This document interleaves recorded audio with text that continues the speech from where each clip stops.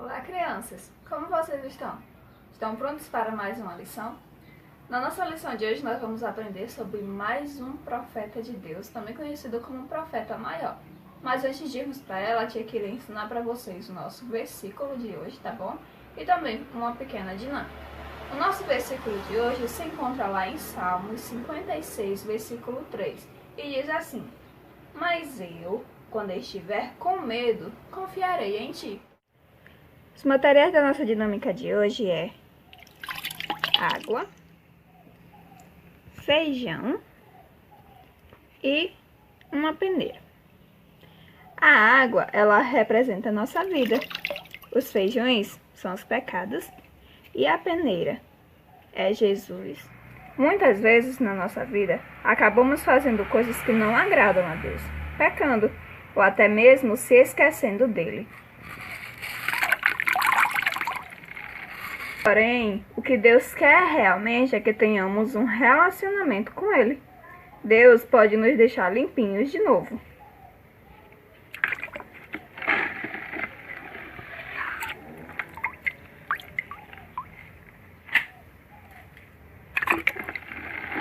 Para isso, precisamos buscá-los e nos arrependermos dos nossos pecados. Hoje, vamos ouvir sobre um povo que vocês já conhecem e que também precisavam se arrepender de seus pecados. Vamos lá para a nossa história de hoje? Hoje nós vamos aprender sobre o livro de Jeremias, que significa Jeová é alto ou exaltado por Deus. Esse livro leva o nome de um profeta que ficou conhecido como o profeta Chorão. Esse livro relata a profecia de um homem que foi chamado desde pequenininho por Deus e trabalhou por 40 anos proclamando a mensagem de Deus para o povo de Judá. Vem comigo descobrir que mensagem é essa e descobrir por que ele ganhou esse apelido de profeta chorão. Jeremias era filho de Ilquias, um sacerdote da cidade de Ananote, lá da tribo de Benjamim. Eu queria relembrar aqui com vocês um rei que foi temente a Deus e ele começou a governar com 8 anos. Vocês lembram desse rei que começou a governar ainda criança? Vamos pensar um pouquinho? Isso mesmo, o rei Josias. Vocês lembram que o rei Josias trouxe novamente a adoração para o povo? Eles voltaram a adorar a Deus. Foi durante o reinado de Josias que o Senhor falou com Jeremias. E é agora que a nossa história começa. Como eu já havia falado, Jeremias era filho de Ilquias, um sacerdote da cidade de Ananote, no território da tribo de Benjamim. Foi durante o reinado de Josias que o Senhor falou com Jeremias, dizendo que havia o escolhido desde o ventre de sua mãe e que tinha lhe constituído profeta das nações. Acredito que Jeremias tenha ficado com um pouco de medo, porém o Senhor prometeu estar com ele. Ser criança não é motivo para rejeitar o chamado de Deus.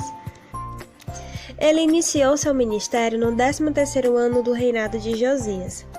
Porém, o que será que vem por aí? Após a morte do rei Josias, seus filhos assumiram o governo e esqueceram-se das ordens de Deus e trouxeram novamente pecado e idolatria. Foi nessa época que Deus levantou o profeta Jeremias para pregar uma mensagem bem difícil. Deus iria destruir Judá por causa do seu pecado. Deus pediu para Jeremias não se casar, para poder se dedicar exclusivamente a pregar a palavra de Deus. Jeremias amava tanto o seu povo, mas tanto que, ao ver as pessoas pecando, fazendo o que era errado, ele chorou diante das pessoas. Por isso ele ganhou o nome de profeta chorão. Se parássemos um pouco agora para pensar como estava sendo a vida de Jeremias, só dá para imaginar coisas ruins, na verdade. Jeremias não estava passando por um momento muito bom, porque o povo estava pecando e ele estava pregando uma mensagem muito difícil, na verdade. Porém, Jeremias tinha um diferencial. Ele não desistiu. Ele continuou pregando a palavra para as pessoas e fazendo aquilo que Deus ordenou que ele fizesse. Tudo que Jeremias queria, e Deus também, era que o povo se arrependesse de seus pecados. Só que o povo considerava ele como um traidor e dizia até que ele não falava coisas que vinham de Deus. Apesar do povo considerar como um traidor, ele continuou fiel. Tudo que Jeremias queria era que o povo se voltasse para Deus, procurasse conhecer Deus, né? Por falar em conhecer a Deus, vocês já ouviram falar dos atributos de Deus? Calma, antes de você se perguntar o que é atributos, atributo é uma qualidade que torna a pessoa quem ela é.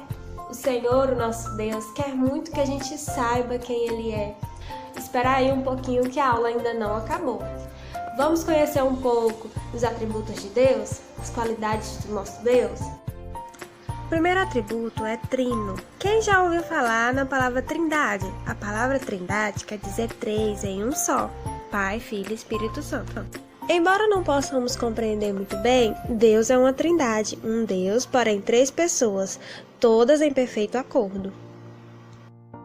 Deus é eterno. O salmista declara que Deus é de eternidade em eternidade. Deus não tem princípio. Ele sempre existiu e sempre existirá eternamente. Ele não está limitado pelo tempo humano. Deus é infinito. Deus é diferente e independente da sua criação. Ele não é limitado pelo espaço. Até o céu e a terra não podem contê-lo. Ele não é limitado pelo tempo. Deus é Espírito e não pode ser visto. O Espírito Santo é mencionado nas Escrituras como Espírito de Deus, Espírito do Senhor, Espírito e entre outros nomes. Deus é santo, Deus é completamente puro e perfeito, é absolutamente isento de pecado, não tem pecado, Ele nunca peca e não pode tolerar o pecado. Tudo que Deus faz é certo e bom. Deus é amor. Deus sempre procura o maior bem para nós. A sua principal demonstração de amor é de ter dado e enviado seu Filho para pagar pelos nossos pecados. Ele quer que você conheça seu amor e mostre a outros também.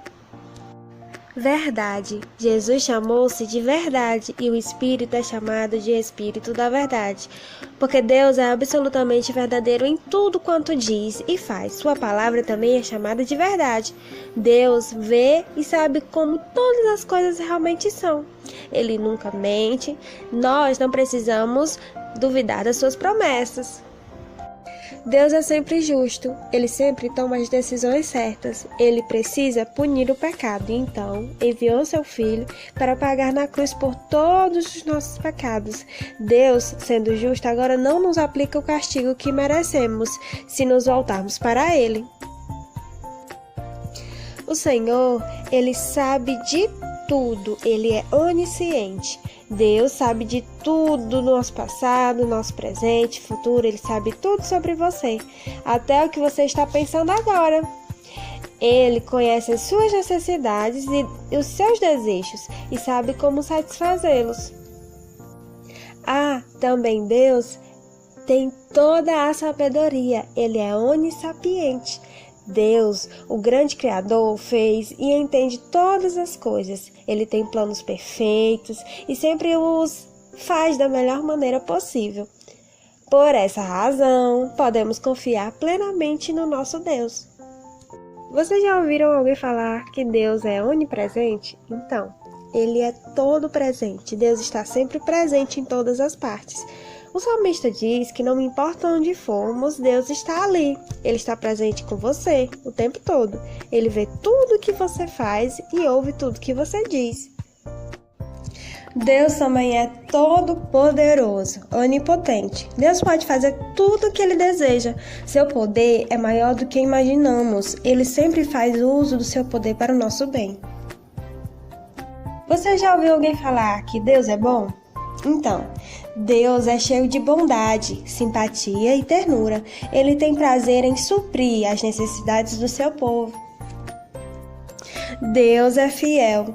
Sempre cumpre o que promete. Ele cumprirá tanto as suas promessas como também as advertências. Você pode confiar plenamente na sua palavra. O Senhor é misericordioso. Deus se importa conosco mais do que poderíamos compreender. Ele enviou seu Filho para morrer a fim de que pudesse com justiça não dar o castigo que o nosso pecado merece. Ele nos dá o seu perdão se nos arrependermos verdadeiramente. Deus também é compassivo. Ser compassivo significa sentir tristeza pelo sofrimento de outra pessoa com o desejo de ajudar. Deus, pela sua compaixão pela humanidade, promoveu perdão e salvação. O Senhor é paciente e lento em se irar. Deus expressou essa característica pela primeira vez no Jardim do Éden, após o pecado de Adão e Eva, quando deixou de destruir a raça humana conforme seu direito. Deus foi paciente nos dias de Noé, quando a arca estava sendo construída. E Deus continua mostrando sua paciência com nós, pecadores.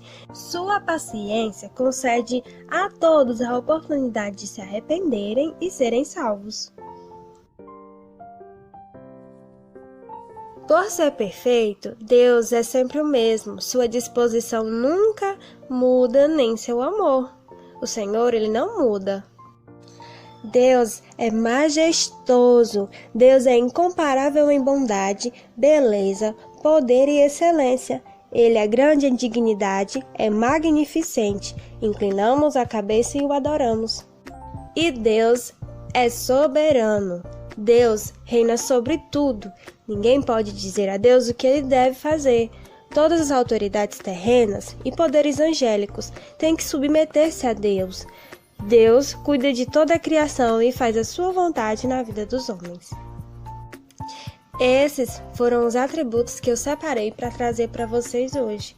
Espero que vocês tenham aprendido um pouco sobre os atributos de Deus.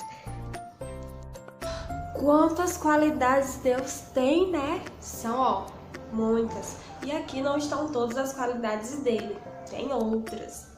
Mas voltando para a história de Jeremias, já que nós conhecemos um pouco das qualidades de Deus, a gente pode aprender o que hoje com a história de Jeremias? Lembrando que essa não é a história de Jeremias todas, aqui é só o chamado dele, quando ele foi chamado para pregar a palavra de Deus. Aqui é o ministério de Jeremias, tá? Ok?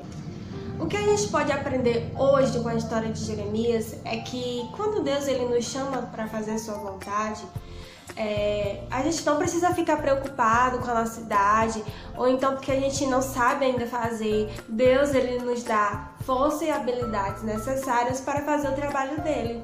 Pode ficar tranquilo, respira, respira. Isso também não quer dizer que você vai ter uma vida igual a de Jeremias. Então, um chamado igual a de Jeremias. Não, pode ficar tranquilo aí. O segundo ponto é que nós não podemos ficar felizes e nem nos acostumarmos com o pecado. Jeremias ficou muito triste quando viu o povo pecando, o povo que ele mesmo fazia parte. Nós precisamos buscar conhecer a Deus. Isso é o que realmente nós precisamos valorizar. E não riquezas, poder, sabedoria humana. Nós não precisamos valorizar tanto isso. O que a gente tem de mais valor, que a gente precisa mais valorizar, que nem a gente estuda, nem a Eclesiastes, é que nós devemos temer a Deus e procurar conhecê-lo. Deus, ele está perto. Ele conhece você, conhece todas as tuas necessidades, sabe quem você é. Ele é o nosso Salvador, está perto e preparado para te guiar. A atividade da semana é Quem sou eu? Os materiais necessários são caixa, papel e caneta. Como será então o desenvolvimento dessa atividade? Reúna a família para realizar essa atividade. Cada um deverá escrever seu nome em um pedaço de papel e colocar na caixa. Depois, vocês vão misturar bem os papéis. A seguir, cada um vai retirar um papelzinho e vai dizer uma qualidade da pessoa cujo nome tirou. Os outros participantes devem tentar descobrir quem é a pessoa pela qualidade.